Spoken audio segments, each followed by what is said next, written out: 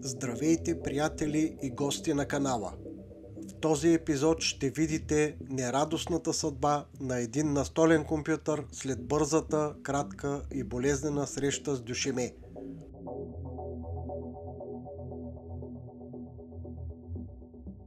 И така, това е настолен компютър Acer Aspire XC703.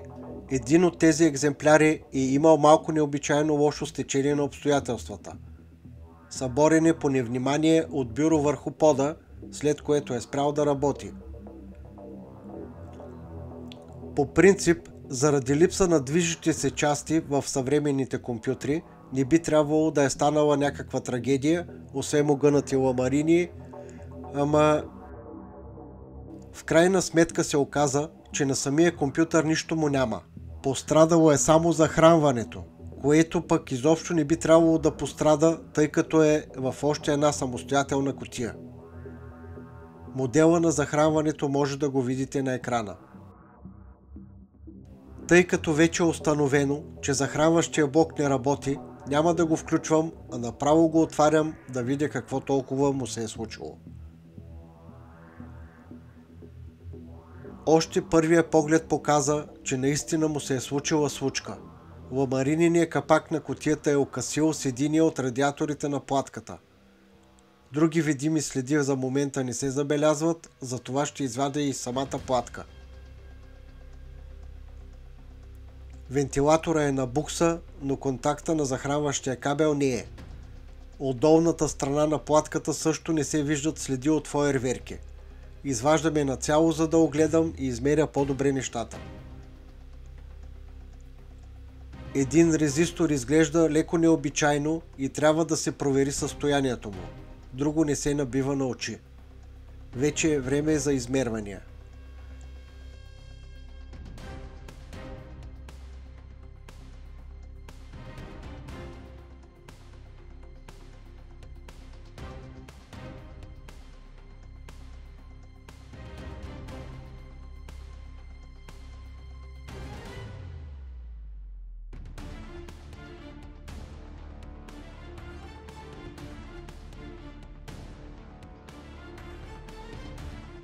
На мостовия изправител единият диод е окасил, а щом има късо, трябва да е изгоряло и още нещо.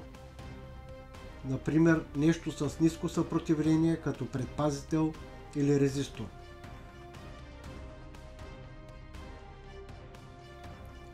Насочвам се най-напред към входния предпазител и както се вижда, прекъснал е.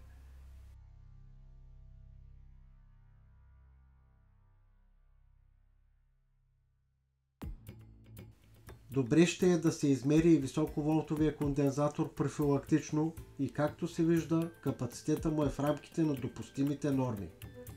Малко отслабнал, но в норма.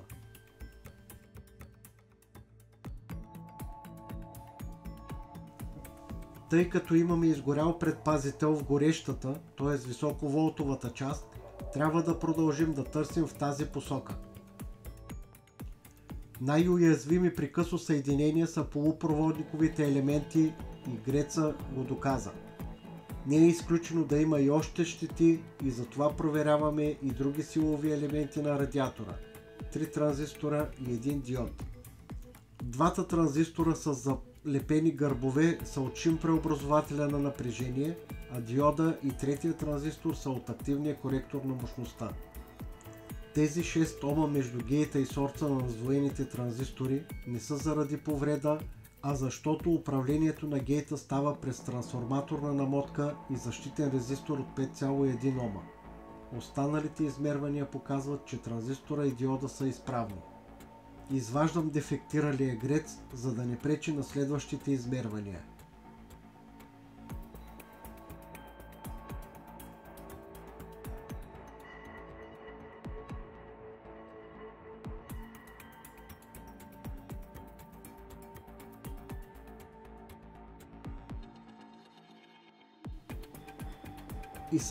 И изваден пак има късо съединение в едното рамо.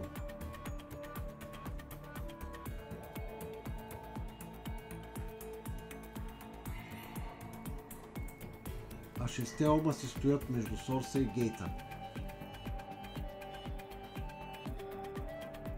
Наред е съмнителния нискоомен резистор, който по платката се оказа свързан между радиатора и минуса на диодния мост, точно където е късото му съединение. Изваждам и него.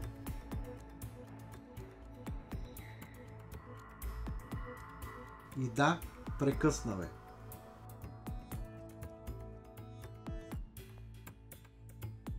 Изваждам и изгорелия предпазител, който се разпада и излиза на части.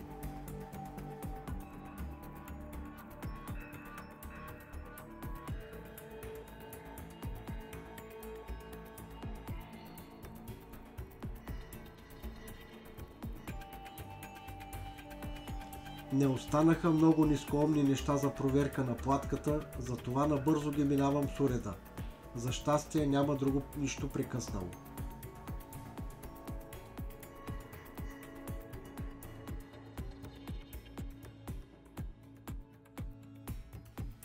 А ето и заместниците на изгорелите елементи – диоден мост, предпазител и резистор.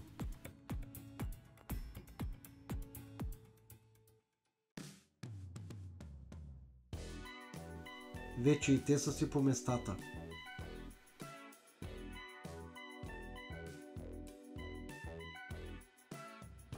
И сега ще включваме ли в контакта? Не, няма да включваме. Първо, в процеса на повторната проверка се оказа, че има още един прекъснал нискоомен резистор, който предпазва схемата на дежурното напрежение и който не бях забелязал по-рано. И второ, не сме проверили най-важното – интегралната схема, която управлява цялото нещо. Захранването й се филтрира от този малък кондензатор точно до големия, т.е. може на неговите изводи да измерим съпротивлението й. Измерването носи лоша новина.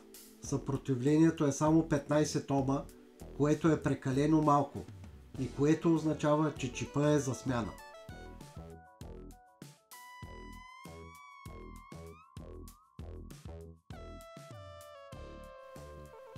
След премахването тези омове са изчезнали, т.е. били сме на прав път.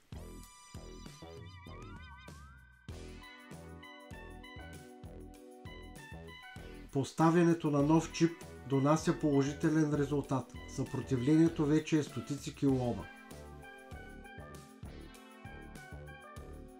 Вече можем и да включваме.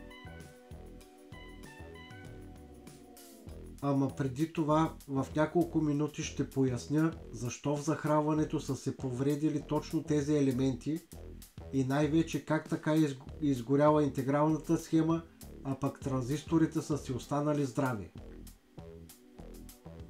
Както знаете, схемата на захранване за компютър емисия е невъзможна, но все още може да се намери документация, дейташит за самите чипове, които се ползват.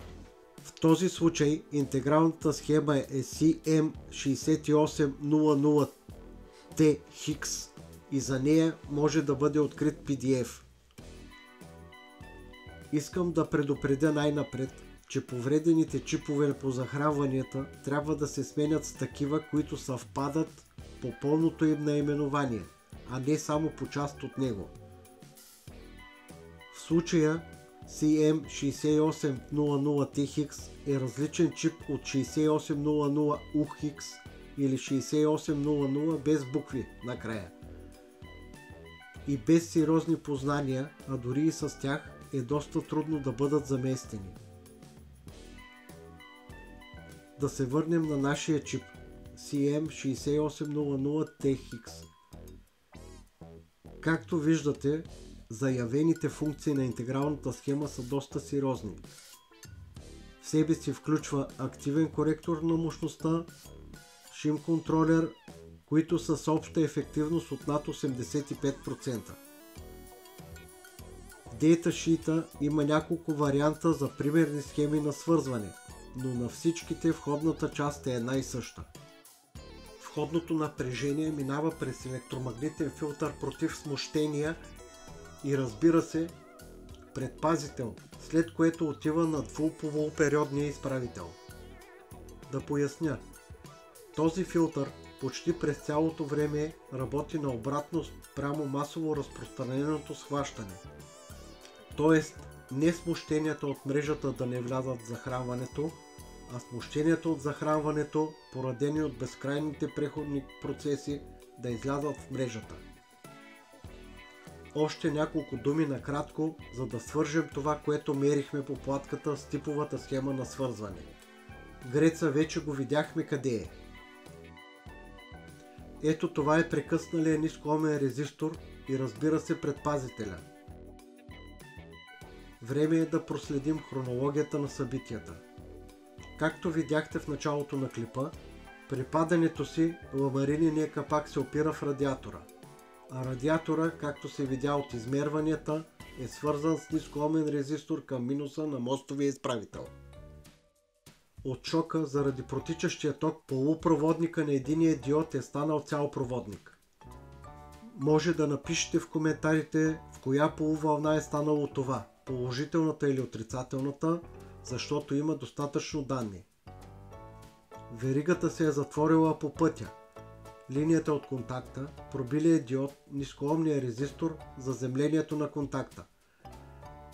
А тъй като е обичайна практика заземлението и нулата да са свързани заедно в контакта, вече ви е ясен характер на късото съединение. Предпазителят на входа все още спи, защото според спецификациите му това му е работата. В импулсните захранвания се използват предпазители с индекс T, т.е. от вида Time Delay или сработващи след определено време. В някои от следващите видеа ще разгледаме тези така наречени бушони заедно с пробните лампи. Да продължим нататък.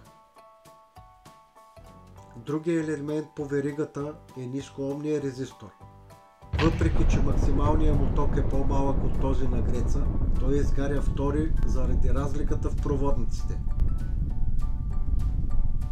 В здраво състояние пада на напрежението върху този резистор казва на интегралната схема какъв ток минава през захранването, най-вече през активния коректор на мощността.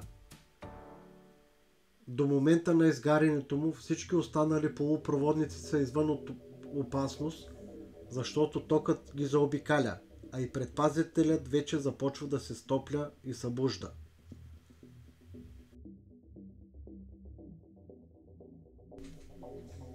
След прекъсването на резистора, тока започва да си търси друг път за да мине, тъй като по схемата на свързване резистора не е оставен сам на средата на нивата, а е част от друга верига. И пътят е открит, даже веднага се набива на очи. Това е през резистора на входа на токоограничението, на интегралната схема и отново на минуса. За щастие, малко преди да се взриви чипа, предпазителя най-накрая поема вината върху себе си и се взривява, като прекъсва веригата и спира разпространението на щетите. Това се е случило накратко, може би за около 1/5 от секундата. С други думи, компютъра повече време е падал, отколкото изгарял. А сега край на лиричното отклонение и да видим дали ще имаме дежавю с елементите, които смених. Включваме и тока е нормален, а играта с осветлението е да се опитам да ви покажа на белия стикер как свети виолетов светодиод, който е индикатор на дежурното напрежение.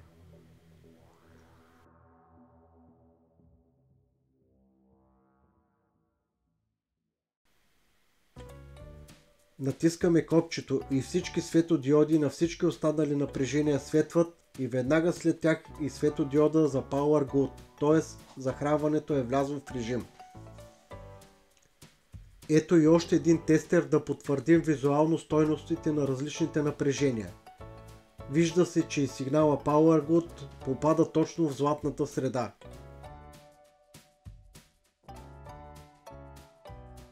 Ред е и да проверя напрежението на високоволтовия кондензатор. Трябва да е 370-380 волта, което означава, че коректора на мощността работи.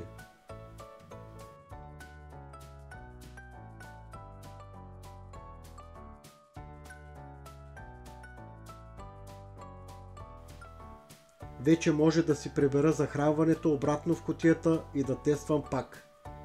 Но преди това ще оправя фабричния дефект или грешката при монтажа и ще залепя едно пластмасово фолио на капака, за да не може радиатора да опре отново.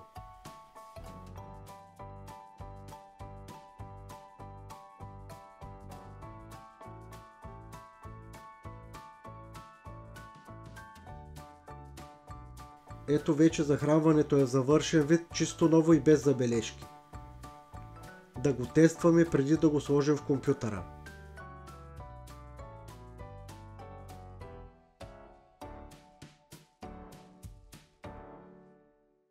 Както се вижда, всичко е нормално.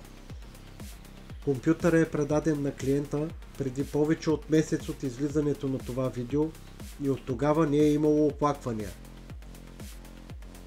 Ако видеото ви е допаднало, харесайте го. Също така може да се абонирате за канала и да отбележите камбанката, за да не пропуснете следващия интересен епизод. Въпроси и мнения може да оставяте в коментарите. Благодаря, че бяхте на канала. Здравето да бъде с вас!